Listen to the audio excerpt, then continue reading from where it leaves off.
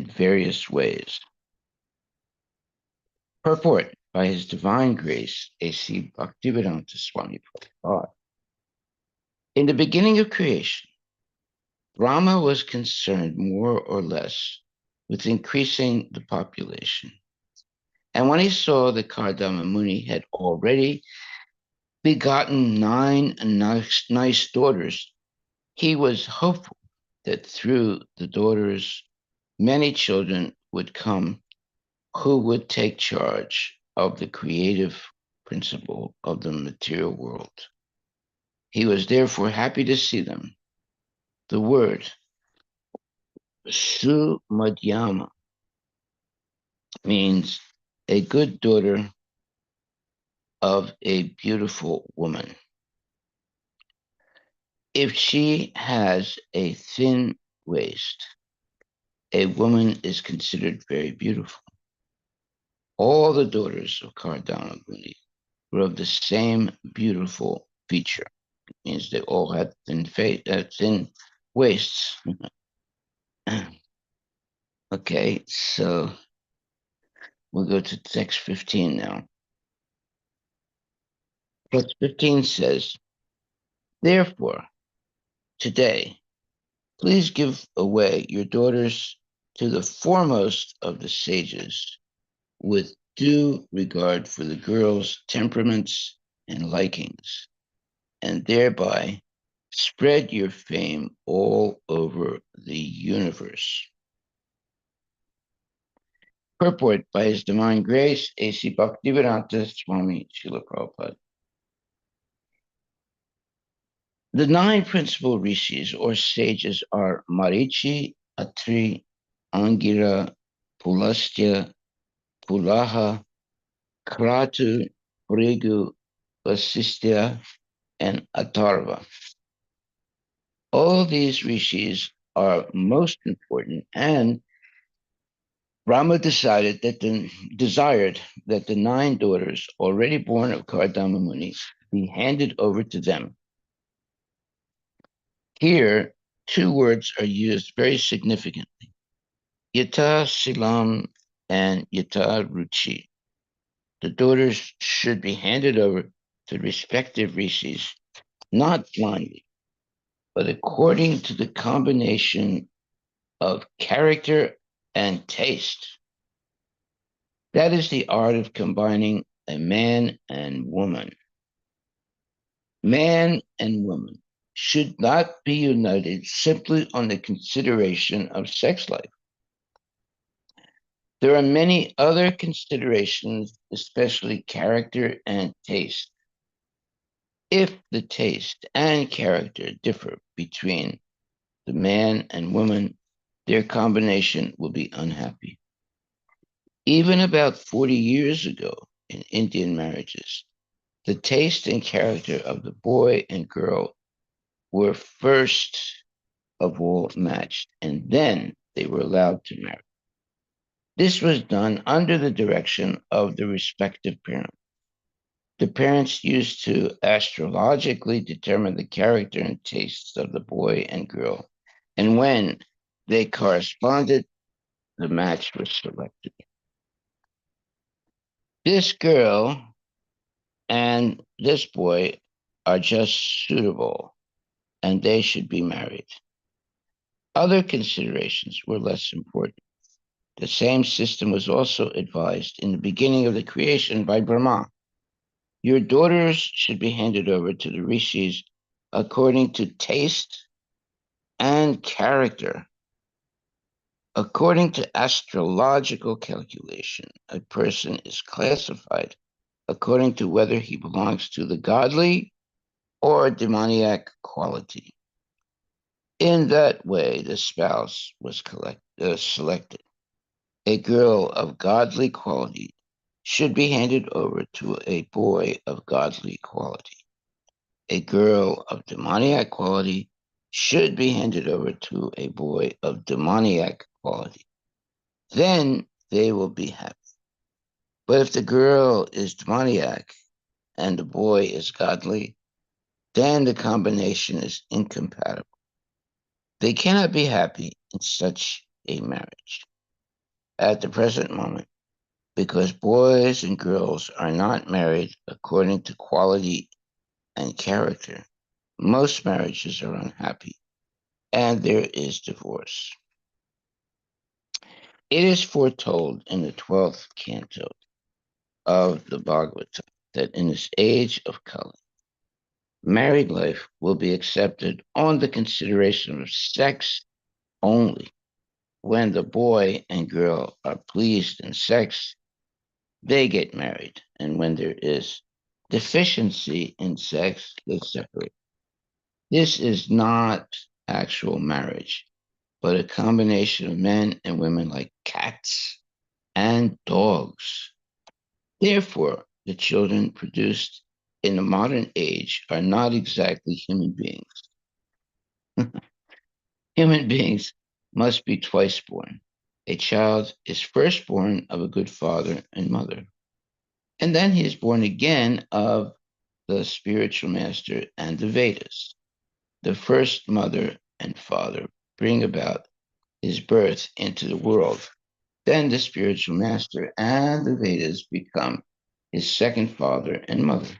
According to the Vedic system of marriage for producing children, every man and woman was enlightened in spiritual knowledge, and at the time of their combination to produce a child, everything was scrutinizingly and scientifically done.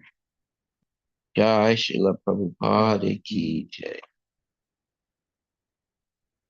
Well, this is the, let's say, you would call this um, the best way to uh, connect a boy and girl in marriage.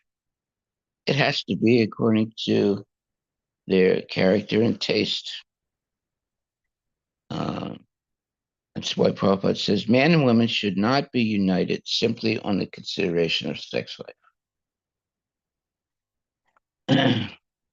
The daughters should be handed over to the respective rishis, not blindly, but according to the combination of character and taste. That is the art of combining a man and woman. Man and woman should not be united simply on the consideration of sex life. There are many other considerations, especially character and taste. If the taste and character differ between the man and woman, their combination will be unhappy.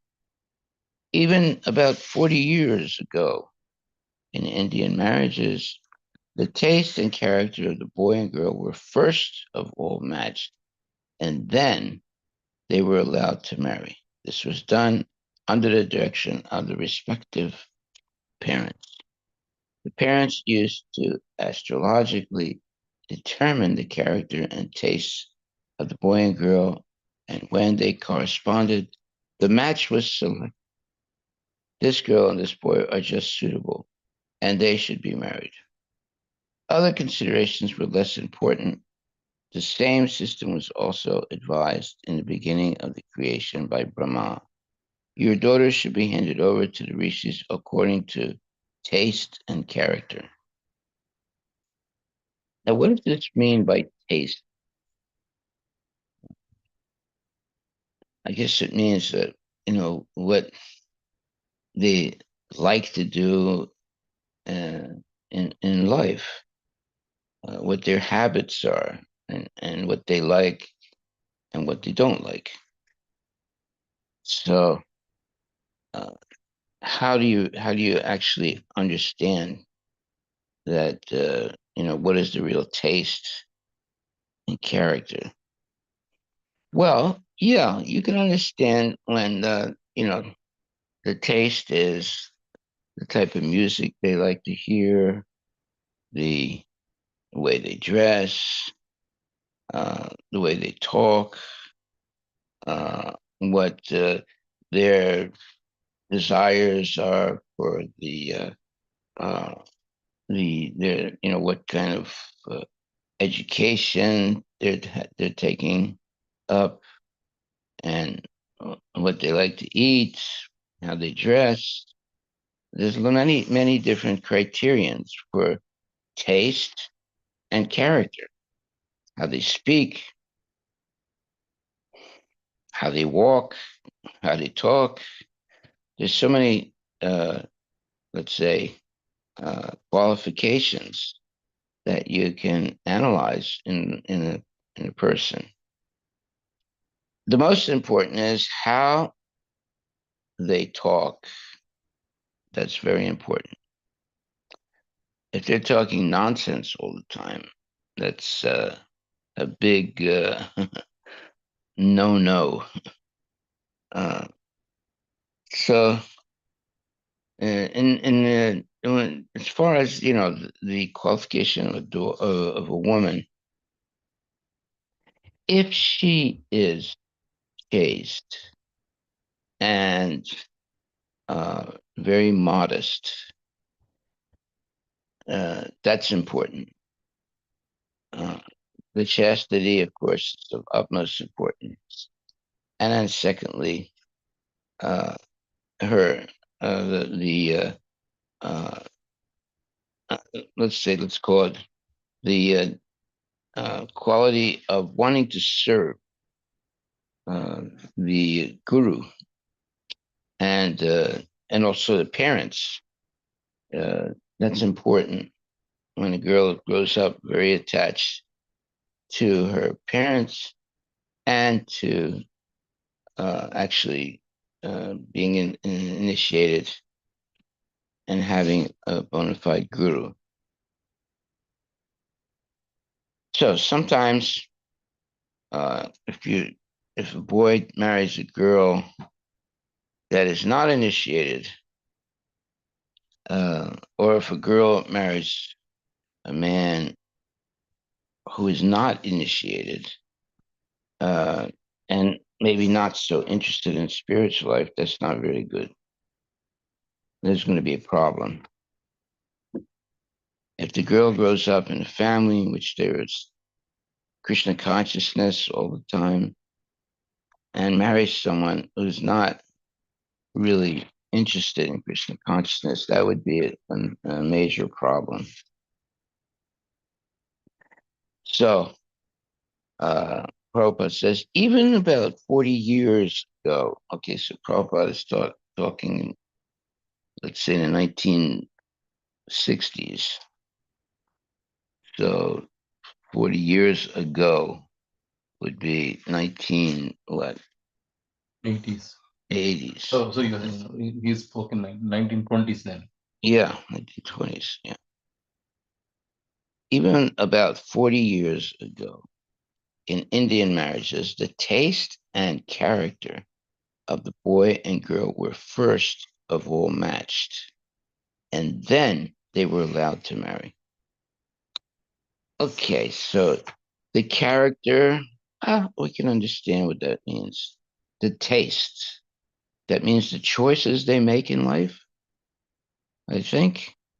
The way they dress, the way they present themselves, uh, the things they're interested in, their hobbies, their uh, different choices they make in life. All that would and then be part of the taste, and then the character. How they behave. Uh, if they're uh, uh, always like to be dominant and not humble. I mean, there's so many things you can look when it says taste and character. Why don't you look up? Let's see, the character of a boy. Okay, well, let's say he's quiet. He's studious. He likes to study. He is uh, always humble and respectful. He respects guru and he respects parents and respects elders. And he's kind. there's so many different criterions you can say when it says taste and character. Okay. However, uh, it looks like many times men and women get married because of sex, and uh, and then they're not really they don't go to an astrologer to see what their tastes and characters are. They just look at sex, and that's why there's 50% of marriages in the United States fail. And then if they get married again, it's about 60 to 70 of those marriages that also fail. So uh, I don't think everyone is looking at taste and character. They're more interested in how much money and how much and how good they are in sex. Uh, okay, so even about 40 years ago in Indian marriages, the taste and character of the boy and girl were first of all matched, and then they were allowed to marry. This was done under the direction of the respective parents. The parents used to astrologically determine the character and tastes of the boy and girl, and when they corresponded, the match was selected. So, what does this mean? The parents used to astrologically determine the character and tastes. I would like to look into that. What does it mean exactly? So, usually when you say astrologically, that means it looks into their Horoscope. when they were born, what time. Yeah, the horoscope. Uh, the uh, under what, let's say, uh, under what influence of the stars they are born under, and so forth. Uh, now, I'm not so educated in astrology. On the other hand, uh, if a boy and a girl are both devotees, then and good devotees, then it means then the astrology aspect is not so important. Why? Because they're no longer under the influence of the modes of material nature. You want me to read up Maharaj a little bit about it? Yes, go ahead. So in India, horoscope matching for marriages is a traditional practice rooted in Vedic astrology, particularly in Hindu culture. The belief is that the compatibility of the couple's horoscopes can influence the success, happiness, and harmony in their married life. Here is how the process generally works. First, birth charts or Kundali or Jatakam. So the Kundali creation, the first step is creating the birth charts, also called Kundalis as Jatakam, for both the bride and groom. This chart is based on the exact time, date, and place of birth. Astrological mapping. The positions of the planets, stars, and celestial bodies at the time of birth are mapped on the chart. The chart is divided into 12 houses, with each representing different aspects of life, such as health, wealth, career, and relationships.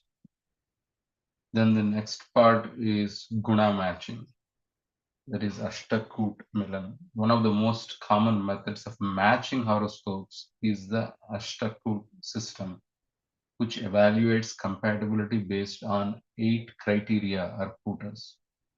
The couple's horoscopes are compared in the following areas. Number one, Varna compares the mental compatibility and spiritual beliefs. Next, Vashya measures mutual attraction and control in the relationship. Tara evaluates the health and long-term well-being. Yoni determines the physical compatibility and sexual energy. Graha Maitri measures friendship, emotional compatibility, and intellectual understanding. Gana evaluates temperaments and behaviors. Bhakud focuses on financial prosperity and family welfare. Nadi looks at health, especially genetic compatibility for future children. Each of the categories is assigned points called gunas, and the couple's compatibility is measured on a total of 36 points. A score of at least 18 is considered acceptable for a good match. Number three is Manglik dosha. If there is a uh, condition where certain factors are not matching. So one of them is Mars placement. One important factor is for checking Manglik dosha, a condition where Mars is placed in certain houses on a birth chart, like first, fourth, seventh, eighth, or 12th. If one partner is Manglik, then other is not, it is believed to cause discord or even health issues unless remedied. Remedies for dosha. If Manglik dosha is found, then astrologers may suggest rituals or prayers to mitigate its effects. If both partners are Manglik, the negative effects are said to cancel out each other. Then Dasha system, planetary periods. The Dasha system looks at the planetary periods for each person going through their life. Certain dashas or periods ruled by different planets can influence major life events, even like marriage. Compatibility during dashas. Astrologers analyze if the couple's current and upcoming dashas will complement each other or create conflicts. Then there is another category called Navamsha chart, T9 chart. Navamsha chart is specialized chart that focuses on marriage and marital life. Provides a deeper understanding, deeper insights into relationship compatibility, emotional bonding, and longevity of the marriage. This chart helps to confirm the findings of the main Kundali. Then there is planetary transits, Gochar, that is current planetary movements. The astrologer may also consider the current planetary transits, Gochar, and how they interact with each individual's birth chart to predict favorable or challenging times for marriage. Then there is just like Manglik dosha, other doshas and remedies. If any doshas or negative influences are found, astrologers often suggest remedies like performing certain rituals, wearing certain gemstones, or observing fasts to balance the energies. Then there is regional variations. Different regions may also have horoscope matching methods. For example, in South India, the Purutham style is used, while then communities may have their own traditions.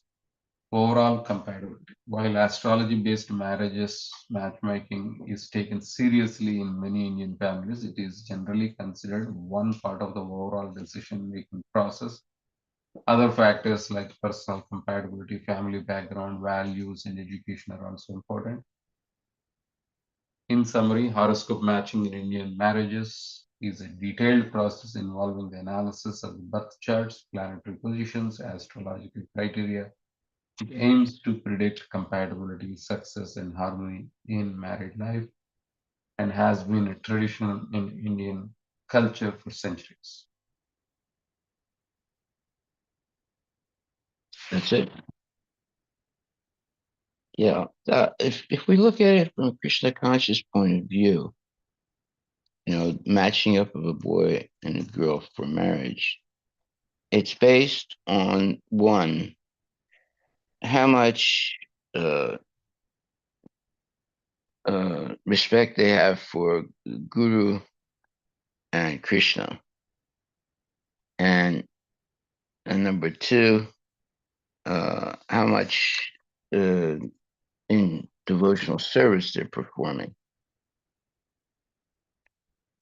And number three, uh, what how much they're influenced by the modes of material nature, goodness, passion, and ignorance. Those three things are very important um, because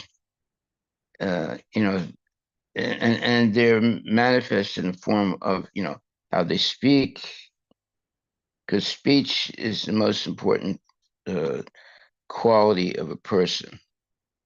So when a person is very quiet, doesn't talk very much, you can't really judge. But if they talk, when they start talking, they talk nonsense. You know right away they're they're a nonsense person.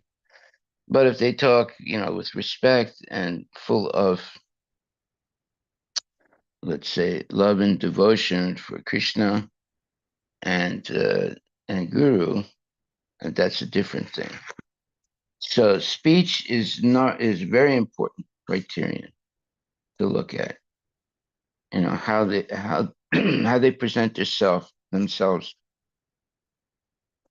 how they speak, and how they uh, act in the company of saintly people. So when someone is always quiet, doesn't say anything, doesn't speak very much, well, you're not really sure of what they're like. But if they begin to speak and most of it is just nonsense, then they're not very qualified to be a good partner in life. So speech is one of the most important qualities of a person that one should look into. uh, let's see. So here it says, even about 40 years ago in Indian marriages, so that's going back to the 1920s, the taste and character of the boy and girl were first of all matched, and then they were allowed to marry. Well, let's look in the case of Srila Prabhupada. Srila Prabhupada marries a woman. Very soon after he got married, he spoke to his father and he said, "I don't really like this wife. I want to marry somebody else." And Prabhupada's father said, "Don't do it." Uh, and Prabhupada listened to his father. He went on to have five children, four of which were so-so, meaning not so, let's say, gung-ho about spiritual life. One became, you know, uh, very spiritually inclined. So, uh, and then Prabhupada, I think he had five children, uh, and he worked and he maintained the family, uh, but his wife was not so interested at all in spiritual life. I mean, she was not sinful. She was like a traditional Hindu uh, person, but she had a few, bad habits, but they were not really, let's say, Prabhupada and his wife were not really, uh, connected by the same interests. The wife had different interests, and Prabhupada's wife had different interests than Prabhupada himself. So, were they, uh, did the parents take into consideration the taste and character before they got married? Hmm, I don't know. I'm sure they did something as far as going to a astrologer. But it turned out, even though Prabhupada had 5 children with his wife, and but the wife was not really interested. I mean, the wife was, let's say, just a regular Hindu woman who was respectful, but she didn't have the same, let's say, fervor and uh, dedication to having a let's say intense spiritual life. Although she was a good woman, she was a chaste woman, and she uh, was let's say um, that's just a normal Hindu woman. But Prabhupada was not just a normal Hindu man. He was very spiritually inclined. And and eventually, after his children were grown and married, he took sannyas, became a sannyasi, and completely dedicated the rest of his life. And that was when he was about 59 years old, if I'm not mistaken. It's when he took sannyas. So he wasn't like really attached to his wife. And he did want to marry someone else, but his father said, don't do it. So he followed his father's advice, and rightfully so. And and he wasn't super attached to his wife. And that was actually good. And being too attached to your wife is not very good. So at the moment of death, you'll think about your wife and take birth again as a woman. So it's better one is not too attached to his one's wife, and the wife uh, is hopefully very chaste and not too attached to her husband in the sense of uh, materialistic life. She might be attached because the husband is a good person and a devotee, but not necessarily uh, rich and materialistically inclined.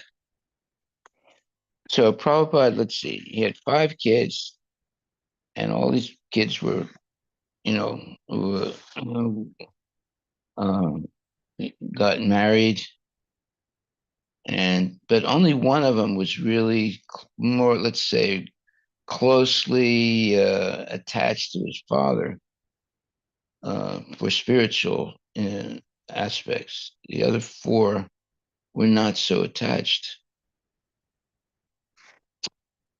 Okay, and that's because of the influence of the mother.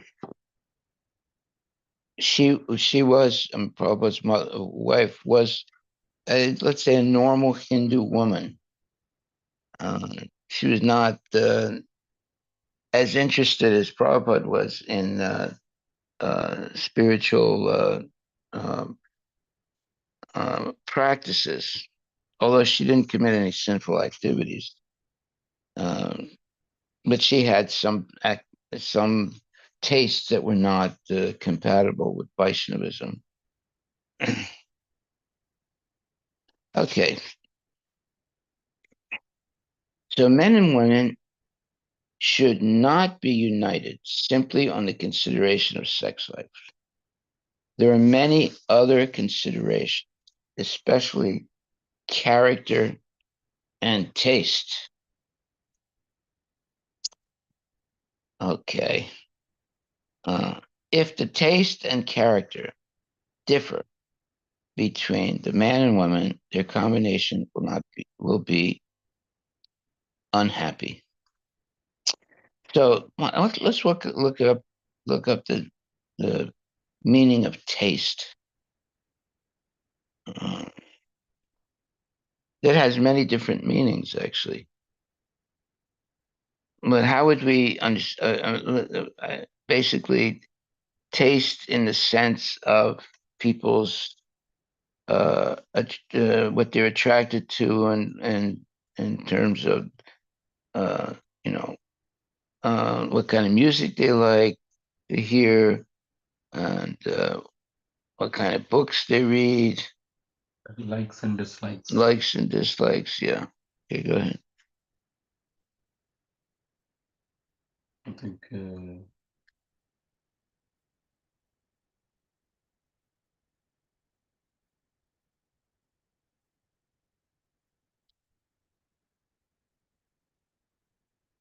There is the physical sensation, the actual taste.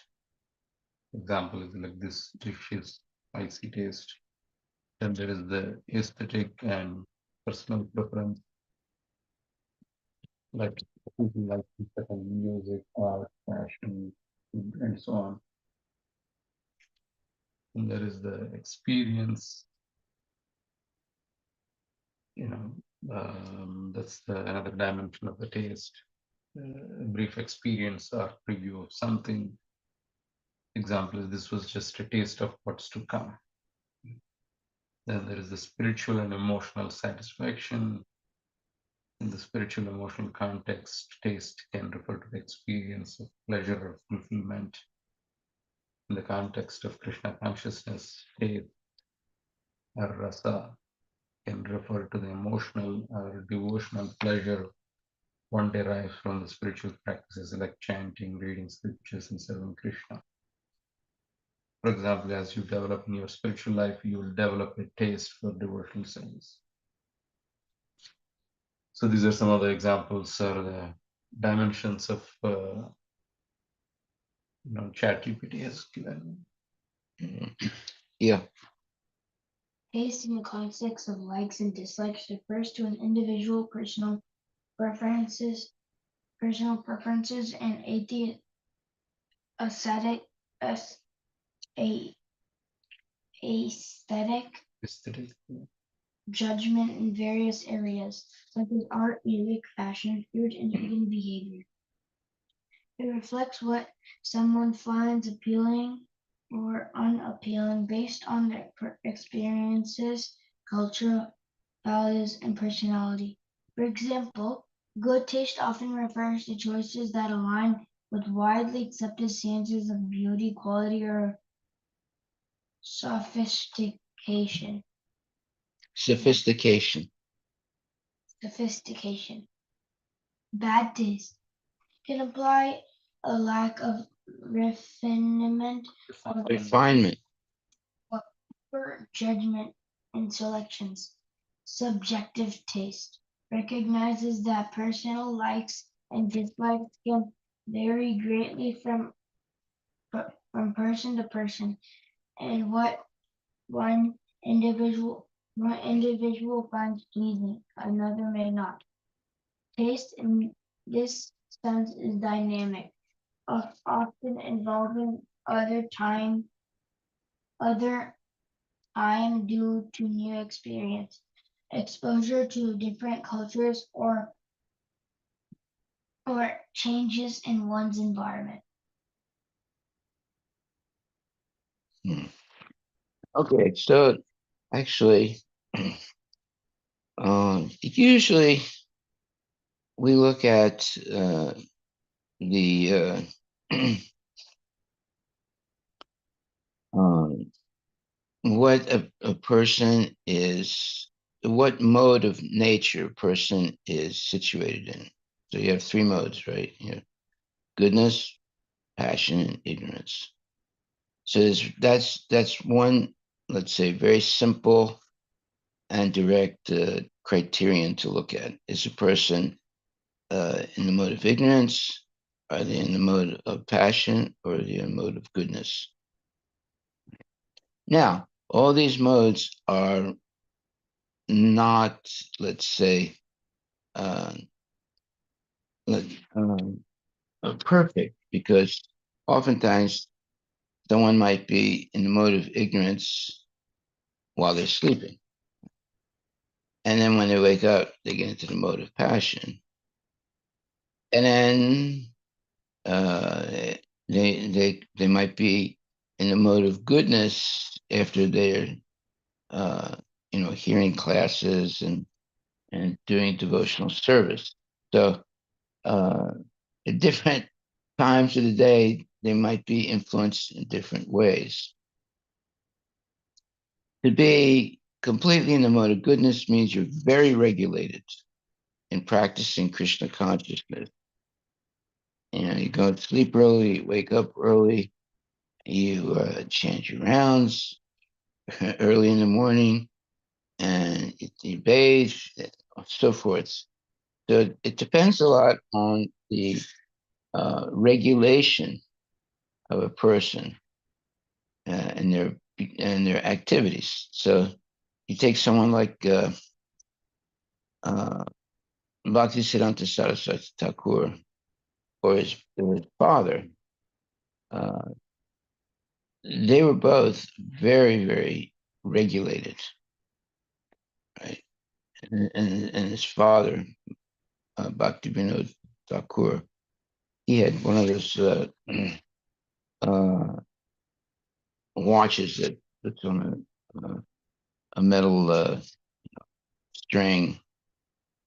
He would always be looking at his watch because he had to do a lot of things. He was, uh, first of all, a pure devotee.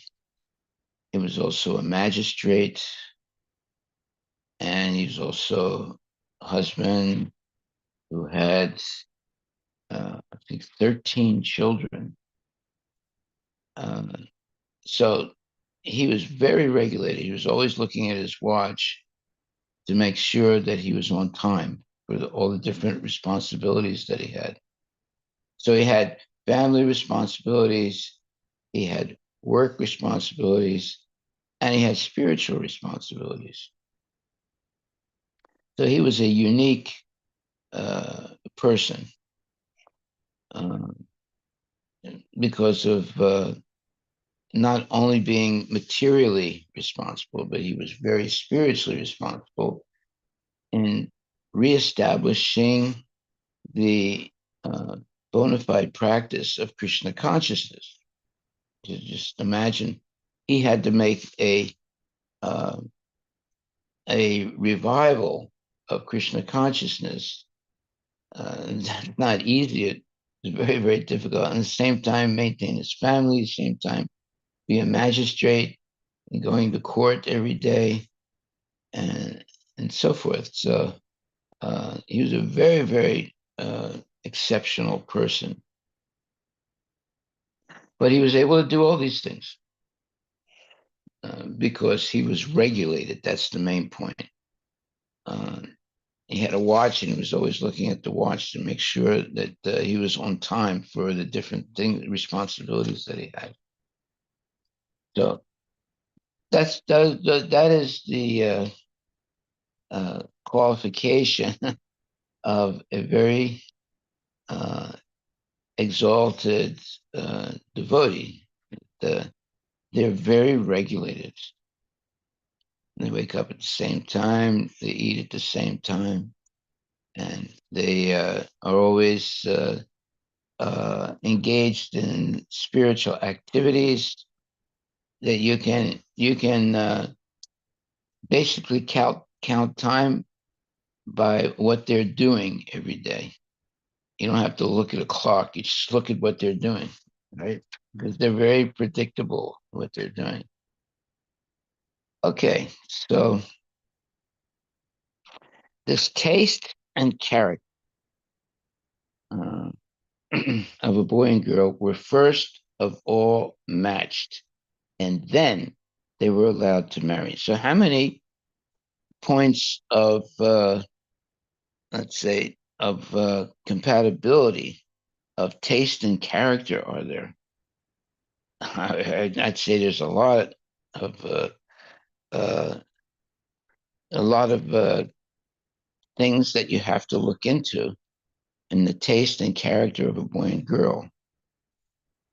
So, what kind of music they like to hear, what types of food they like to eat, but mainly it should be what mode of material nature they might be attracted to. That would be a number one qualification. Are they mostly in the mode of goodness, or are they mostly in the mode of passion, or are they mostly in the mode of ignorance? Now, these modes can vary according to the time of day. But if a person is mostly in the mode of goodness, that means they're very regulated. If they're mostly in the mode of passion, that means uh, they might not, they're not, they also are regulated, but it's mostly for doing material things, not spiritual things. When you're regulated for doing spiritual things, that's different than being regulated for doing material things. And then not being regulated at all, that's the mode of ignorance. So the life of a devotee is uh, a, a, a life of regulated activities based on devotion service. And that defines the person as a devotee. And then there's different levels of that regulation, of course. Uh, so we should be Krishna conscious 24 hours a day. That's the ideal, uh, let's say, way of life for a devotee. There shouldn't be like, well, one is very regulated in the morning, in the afternoon, less, in the evening, hardly anything. That wouldn't be very good. You have to be regulated 24 hours a day, hearing and chanting and engaged in spiritual activity. Okay, so we usually uh, see that, like, for example, if you go to an ashram where uh, almost the whole day is spent in chanting and dancing and having prasadam and preaching and things like that, then that's even uh, uh, superior to being in the mode of goodness. That means you're in a transcendental mode of goodness because all the activities, all the thoughts, all the tastes are all directed toward pleasing Krishna. And that's what's taught as when one becomes a brahmachari and becomes very regulated in devotional service, their whole life, their whole choices, everything is based on pleasing Guru and Krishna. And that's ideal. Now, when someone gets married, usually 50% of the time they're involved in family issues and 50% of the time in spiritual issues. When you get married, there are a lot of issues that you have to deal with that are not necessarily Krishna conscious, right? Uh, but then when someone becomes a first of all, you're a brahmachari, then you're grihasta, then you're vanaprastha, and then you're sannyasi. So by the time you become a sannyasi, it's like 100% you're Krishna conscious. But and when you're a brahmachari, it's almost 100% also that you're regulated for Krishna consciousness. But once you become a grihasta, it's more difficult. And then a vanaprastha, you're going back to a majority of the time of being Krishna conscious, and sannyasi is completely, engaged in Krishna conscious activity 24 hours a day. So there are different periods of life. Does that mean that a grihasta is less serious about spiritual life than a sannyasi? Not necessarily. Not necessarily. In a general way, yes. The sannyasi is more, let's say, spiritually inclined than the grihasta. But there are grihastas who are very, like you look at Bhaktivinoda Thakur, he was a grihasta. He had 13 kids. He was a magistrate, uh, and he hardly slept at night. He slept maybe 3 hours, and he was up most of the evening nights writing books. So he was an exceptional person who was able to have, a large family, who had big responsibilities as a magistrate, and at the same time, he reestablished the principles of Krishna consciousness on a solid platform. Tried to eliminate all the deviations that had taken place, and he gave birth to uh, good children, but especially one, Bhaktisiddhanta Saraswati Thakur, who was able to reestablish Krishna consciousness on a very, very high level. And then Srila Prabhupada, as his disciple, spread the movement because Bhaktivinoda Thakur and then Bhaktisiddhanta Saraswati Thakur re-established the basis of pure devotional service, and then Prabhupada expanded it all over the world.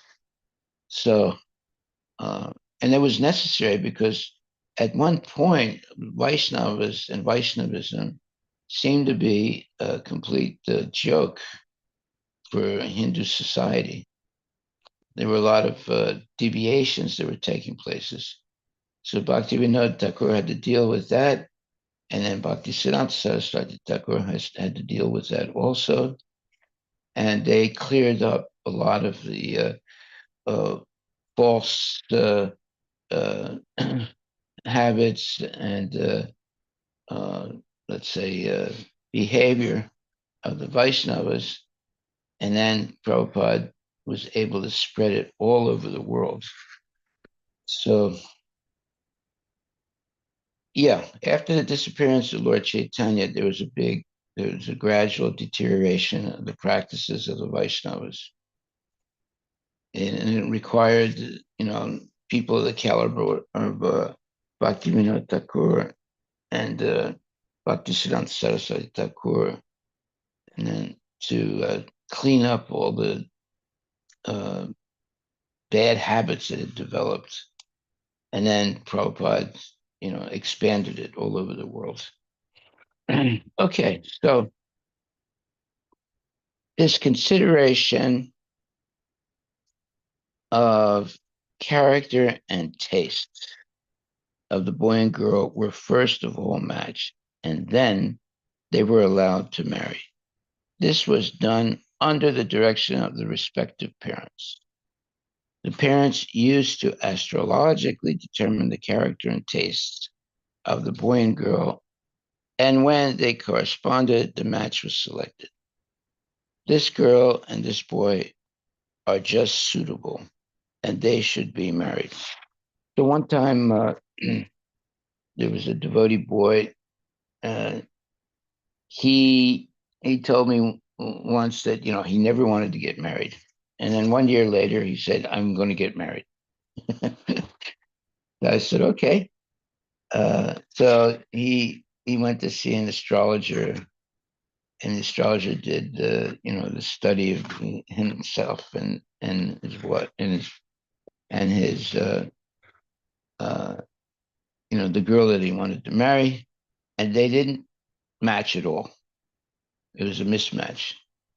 So he came to me and said, "Well, we did the horoscope, and it looks as if we have hardly anything in common. What should I do?" I said, "Well, If you're going to live a life that is not Krishna conscious, then you have to accept what the astrologer told you, that you're not compatible at all.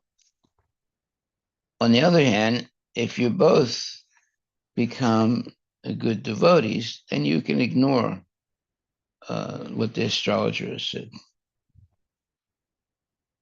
So he's still married today. And his wife and he are compatible. They're both devotees. So you see, the modes of material nature are important to look at also. So even though one may be born in a family where they eat meat and they engage in all kinds of nonsense, but if a boy or a girl is trained in Krishna consciousness, they rise above all that to the mode of eventually transcendental goodness.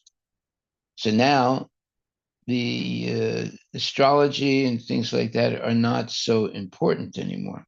What's important is the fact that they became, serious devotees and they're following regulative principles throughout their life. If you're not following the regulative principles, if you're not actually a devotee, then all the work of the astrologers is probably valid.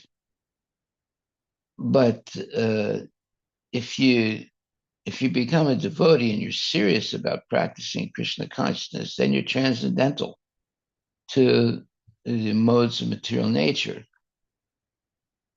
Then you don't have to worry about astrology. You know? So those are things that it takes time to understand. But if one becomes a good devotee and follows all the rules and regulations, all this thing, the Jyotish, the astrology, and it's not really that important. But you have to be a good devotee. Okay, are there any questions or comments? Yes. Maharaj, in past, like in our family, like in many generations, we were following very strictly the matching the horoscope. Yeah. And what I had observed is even though sometimes the match was very good based upon the astrology, but still there were like a lot of problems in some of the couples, in some of the families. Mm-hmm. Like it doesn't look like that much match was really correlating with their current life. Many times I've seen. So, and while looking those families, I was doubting like whether astrology has a problem or their desires are like too much. Yeah, you see, it's all really depends if one becomes a devotee and follows the regulative principles, then they rise above the question of astrology. You know, it's more based on the modes of material nature. So if they're always in the transcendental mode of Suddha uh, then they're not influenced by the modes of material nature. But if they're not, then the modes of material nature are acting, uh, and astrology or whatever is valid. You know.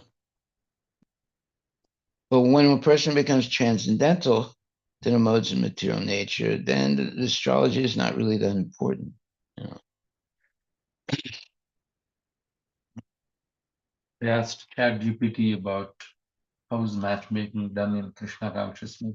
Yeah. It actually gave a pretty good response. So it's the Krishna conscious movement, matchmaking and marriage are approached with a focus on spiritual compatibility and shared commitment to a devotional life. Mm-hmm. The process of matchmaking within Krishna consciousness emphasizes values, character, and devotion to the Lord Krishna over astrological compatibility or material consideration. There it is. That's the point. Here is how the matchmaking is typically done in Krishna consciousness. One, spiritual compatibility.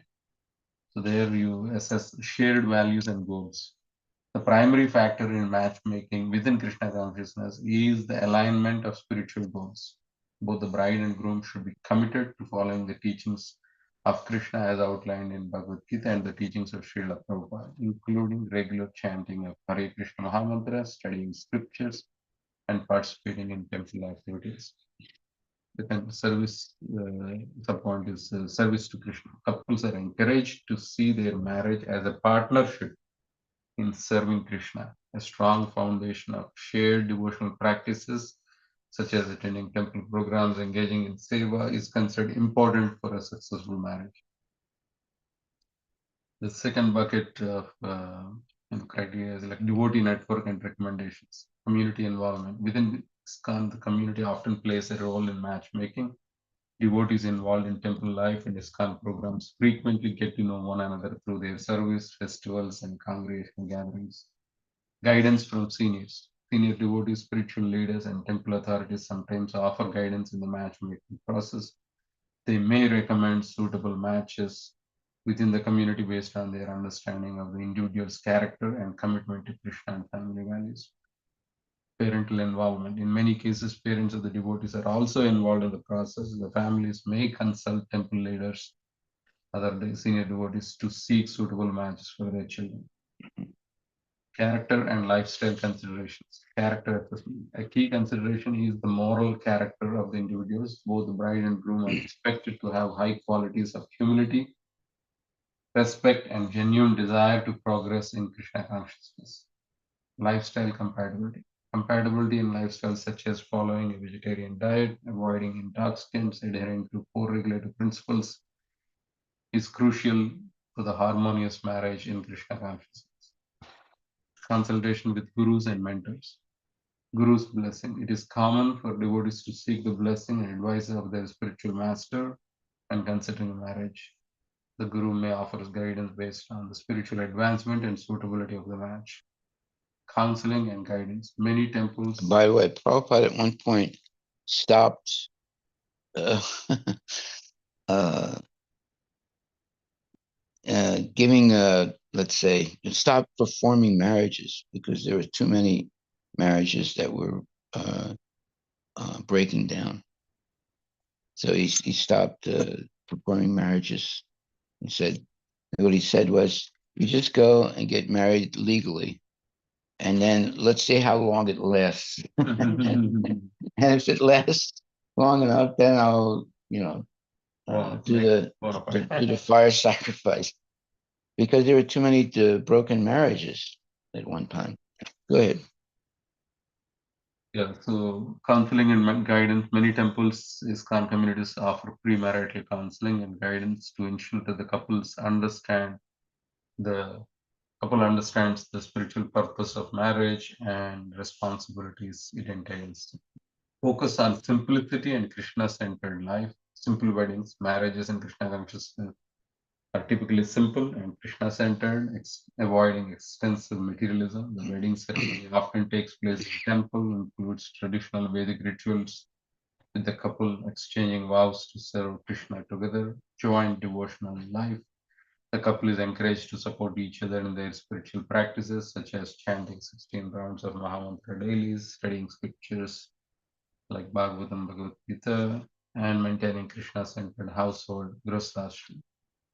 Long-term commitment and responsibility, commitment to grihasthashram. Marriage in Krishna consciousness is seen as an ashram, grihasthashram, where the couple works together to grow spiritually and take responsibility for each other's spiritual progress. Raising Krishna conscious children. A key goal of marriage within Krishna consciousness is to raise children in Krishna consciousness, ensuring that the next generation continues the path of devotional service to Lord Krishna. Optional astrological matching. Astrological considerations. Unlike traditional Hindu matchmaking, horoscope matchmaking is not a central focus in ISKCON marriage. Say, However, some families may choose to consult astrology for additional guidance, but it is secondary for spiritual compatibility.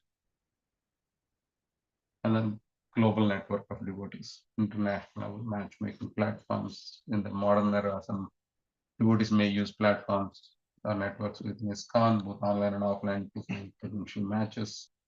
In summary, matchmaking in Krishna consciousness is centered around spiritual compatibility, shared values, and strong commitment to living a life of devotional service to Krishna.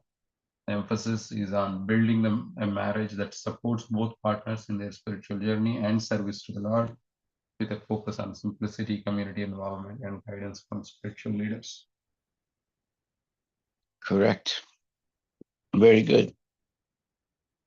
Yes, it all depends on one's practice of Krishna consciousness. One can, by becoming Krishna conscious 24 hours a day, you rise above the influence of the modes of material nature. So, therefore, the Jyotish is not so important at that point because you're acting transcendentally to the modes of material nature. But if you're not acting transcendentally to the modes of material nature, then you can, go to an astrologer and maybe some of the things or most of the things they say might be valid. But if you're transcendental to the modes of material nature, then you don't need the astrologer. You just need Prabhupada's regulated daily activities. That's more important. Chanting your rounds and, going to sleep early, waking up early, being very clean, being regulated, and doing all the Krishna conscious activities. Okay, so Can comment, Maharaj? yeah. We have a devotee in our congregation. I'm not making the name, and she's the astrologer who used to see the devotee's hand, and she found that what the hand is telling and what the devotee is behaving is totally not aligned. Means the devotee could have been sick or going through a lot of trouble, and the devotee is smiling and laughing and dancing. And that observation, when she looked through many hands like that, that observation made her into a devotee, and today she is an initiated devotee. So, as just validating the point that once people start living a transcendental life, then astrology doesn't really matter that much. Yeah, exactly. Prabhupada said that also. Although sometimes he would, I heard the same thing. sometimes Prabhupada would, uh, uh, ask an astrologer his opinion about something. But in general, if you're in the mode of Sudasattva, transcendental goodness, astrology is not really that important. Why? Because you're no longer influenced by the modes of material nature. But if you're influenced by the modes of material nature, then astrology has some validity. So therefore, we should be 24 hours a day engaged in Krishna consciousness, always thinking of Krishna and engaged in service. Then the modes of material nature are not influencing us. At that point, you don't really need to go and see an astrologer. Haribol. Okay. Any other questions or comments? If not, One small clarification. Mm-hmm. So it says, according to combination of character and taste. So my question is, within devotees, when we are not considering astrology because both couple are devotee, so are we still going to look around their taste, or just looking around just a devotional aspect is enough? Like, because even though within devotees they have different tastes and characters, like sometimes in the terms of material characteristic, not the spiritual, because spiritual will be common because they are devotees. So do we need to look the material character and taste as well for that couple, or it's not needed? You see, when you become Krishna conscious, the character and taste become transcendental. If you're not Krishna conscious, then they're influenced by the modes of material nature.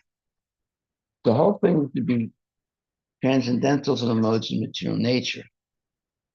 Then, like you look at someone like Prabhupada, he went through all the different stages of a human being. You know, he gets married, has a wife, he has 5 children, he works, but then at a certain point, he downsized, right? So, and eventually he becomes a sannyasi, and now all day long he's just Krishna conscious, you know, acting in Krishna consciousness. So uh, it all depends on uh, going through the different stages. Prabhupada's example is perfect example for us. Most people will get married, and, and there's nothing wrong with that as long as one is Krishna conscious. So if the husband and wife both are Krishna conscious, then they're living a life of a spiritual life, and they're not going to be overwhelmed by the modes of material nature. If they're not both Krishna conscious, or let's say one is really Krishna conscious, the other is not, that then there's incompatibility, there's going to be problems. But if both are practicing Krishna consciousness seriously and engaging in devotional service on a regular basis, then basically they're transcendental at that point to the modes of material nature, and therefore they'll be they have the same interest, that is to please Guru and Krishna. So there's this compatibility there. It's not a compatibility that, you know, uh, about, you know, what kind of music like they like, what kind of books they read and things. It all becomes one. You know, everything that is Krishna conscious, they do. It's not that one is going in this direction and the other is going in that direction, as far as, you know, taste and uh, the taste is the same. Bhagavad Gita is Srimad Bhagavatam, right? They don't need to read all these other books, and it's going to bed early, waking up early, chanting the rounds, going to the temple, you know, worshiping the deity. So the taste has become the same, and okay, but the service might be different. One might be a pujari, another one might be a book distributor, and so forth. But the taste and character are aligned to only being Krishna conscious. So the taste and character uh, become one in a sense. It's all directed toward pleasing Guru and Krishna. They don't have two. They don't diverge to different tastes and character. It's oneness. Okay, so as soon as they develop other tastes and they develop other character, then they deviate from Krishna consciousness. You know?